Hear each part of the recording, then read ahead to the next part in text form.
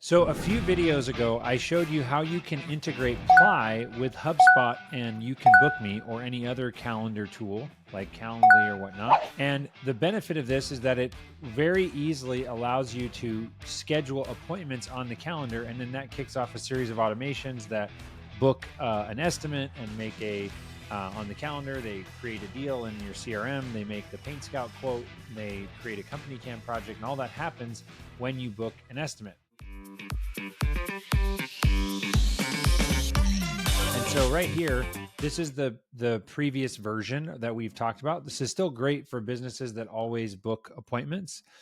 But you'll see what happens here is that if I click a deal owner here, and again, I'm doing this because I want the automation that comes from this booking process. So I go in here, select the time. Again, because it's integrated, you can see that a lot of this stuff is already filled out for me, so I don't have to fill it out again. But the question came up is, what do we do if we do not want to book an actual appointment? Should we create a dummy appointment? Should we turn off notifications? Because when you book through You Can Book Me, you're always going to end up sending those customer notifications to people. So what I want to show you today is our latest version of this, solving this problem. So if I go navigate over to here, when I go and select this button here, and again, this is apply button, you can choose the design of it, the color and all that stuff. But if I go to a contact and I choose this, what we've come up with is we're using Ply as an in-between. So rather than going directly to You Can Book Me, they would again select the person that they're wanting to schedule on. So I would say, okay, I'm going to schedule on Aiden's calendar. And if an appointment is needed, I check this, and that would, when I finish filling this out, it's going to take me to You Can Book Me. If an appointment is not needed, so I don't check that, I can choose the job site address is going to be the contact and the billing address is going to be the company.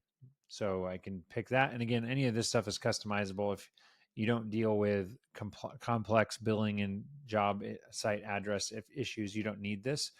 But just simply having, if the calendar is needed, I'll show you right now. So if I click this and it's not needed, it's now going to take me basically to the same form that you would see in You Can Book Me, but it's just all inside Apply. So I fill this out.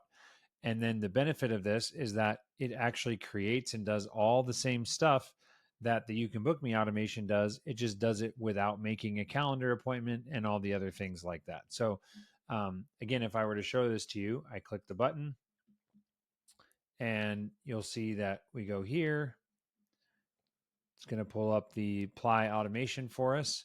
I select the sales rep that I'm booking it on. If I click yes, I do need an appointment.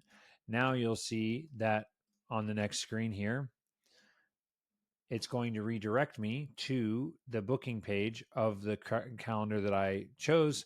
And again, the best part of this is that whether you get to this booking form, which is here, or this booking form, and let me put these side by side so you can see. So here's my Apply form and my You Can Book Me form. You'll notice that we put the exact same properties on both.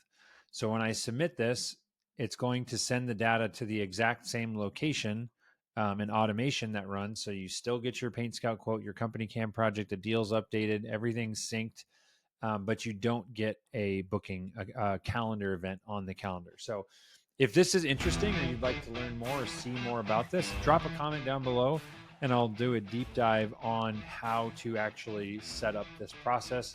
But I just wanted to highlight this because this is a really, really powerful feature that has been asked frequently about, but we haven't had a real good solution until now. So thanks so much for watching. We'll see you in the next video.